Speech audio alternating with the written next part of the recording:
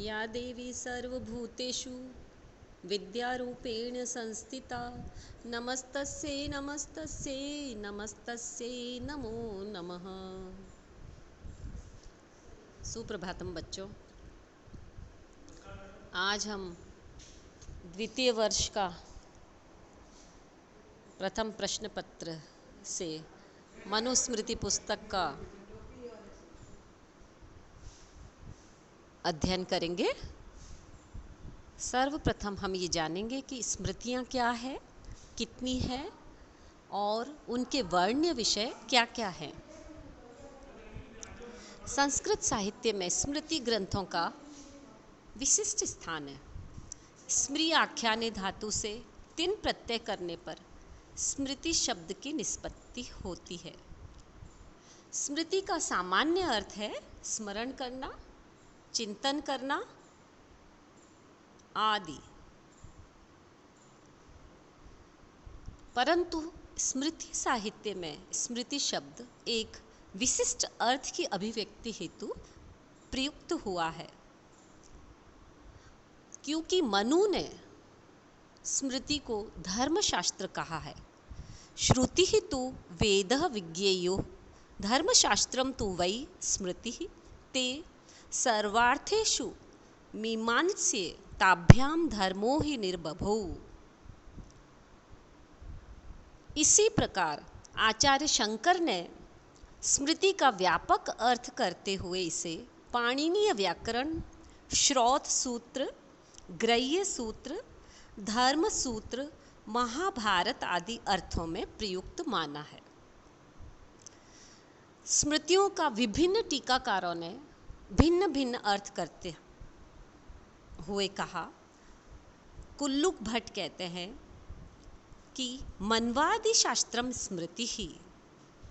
गौतम ऋषि ने स्मृति को धर्मशास्त्र ही कहा और मनु, याज्ञवल्क्य आदि को उनके प्रणेता बताया। स्मृति धर्मशास्त्राणि तेषां प्रणेता। सामान्यतः स्मृति शब्द से तात्पर्य है महर्षि मनु आदि द्वारा प्रणीत वेद मूलक स्मृति ग्रंथों से लिया जाता है। चूंकि स्मृतियाँ श्रुतियों की ही परिपूरक है, जिन्हें श्रुतियाँ अर्थात वेद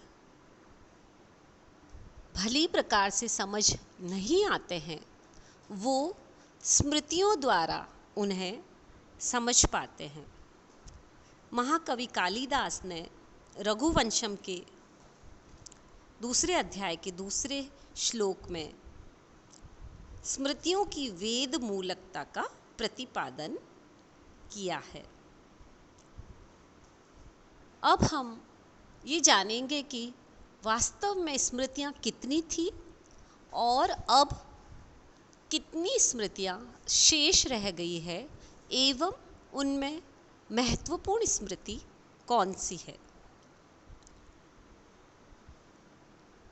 स्मृतियों के संख्या के विषय में विद्वानों में पर्याप्त मतभेद है। प्रारंभ में स्मृतियों की संख्या अल्प थी, किंतु धीरे धीरे इनकी संख्या में वृद्धि होती गई। इसका मुख्य कारण यह प्रतीत होता है कि देश काल और परिस्थितियों के अनुसार बहुजन हिताय बहुजन सुखाय इस भावना से आचार्य अपने विचारों के अनुरूप स्मृति ग्रंथों का प्रणयन करते रहे। फलतः स्मृतियों की संख्या में वृद्धि होती रही। गौतम ने एकमात्र महर्षि मनु का स्मृतिकार के रूप में उल्लेख किया है। उसके अतिरिक्त गौतम, प्रजापति, मनु, यम और हारित ऋषि के बारे में भी कहा जाता है कि ये भी स्मृतिकार रहे हैं। याज्ञवल्क्य ने सर्वप्रथम 20 धर्मशास्त्रकारों का एवं पाराशर ने भी 20 नामों का गणन किया है।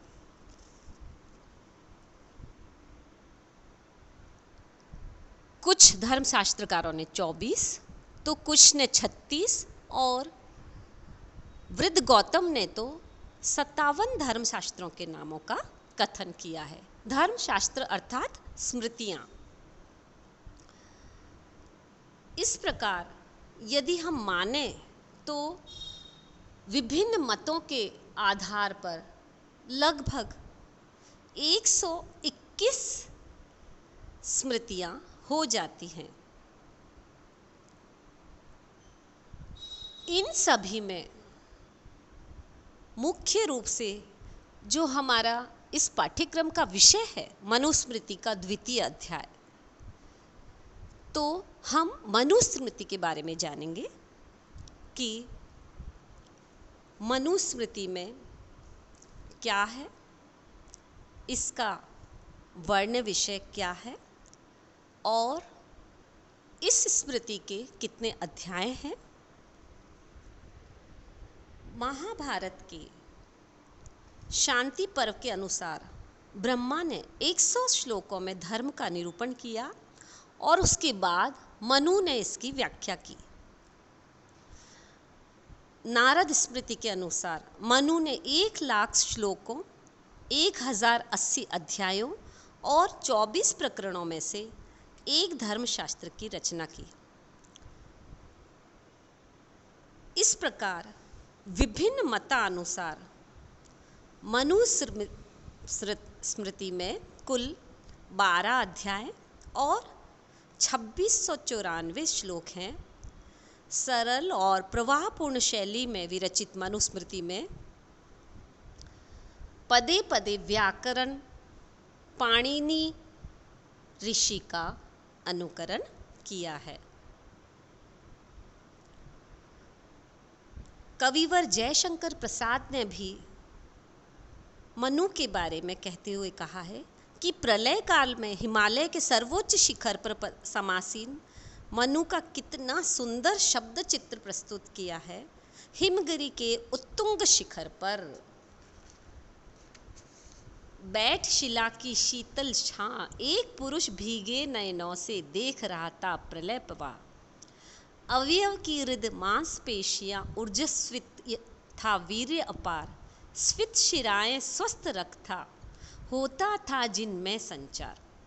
कामायनी में मनु का इतना सुंदर चित्रण।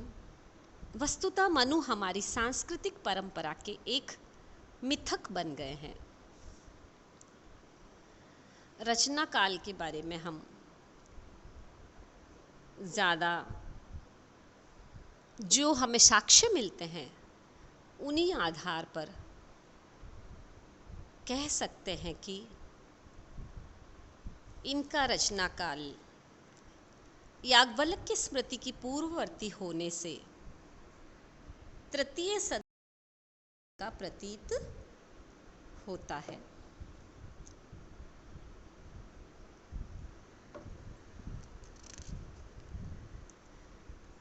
मनुस्मृति के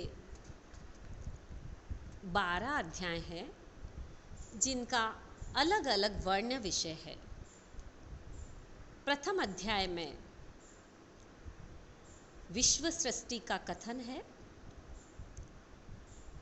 द्वितीय अध्याय चूंकि हमारे सिलेबस में है, जिसमें धर्म का लक्षण, श्रुति स्मृति की प्रामाणिकता का कथन, ब्रह्मावर्त, ब्रह्मऋषि देश, मध्य देश तथा जात कर्म, नामकरण, निष्क्रमण, अन्नप्राशन, चूड़ाकरण, उपनयन, केशांत आदि संस्कारों का कथन है। ब्रह्मचारी के नियम है, भोजन विधि आदि के नियम है, सावित्री मंत्र की उत्पत्ति और जप विधि है, बड़ों के प्रति अभिवादन विधि है, वेद ज्ञान का महत्व है, आचार्य उपाध्याय गुरु ऋत्विक आदि के लक्षण है और गुरु निंदा निषेध तथा अखंड ब्रह्मचार्य का फल कथन है। आपके सिलेबस में मनुस्मृति द्वितीय अध्याय के 1 से 150 श्लोक की व्याख्या वर्णित है।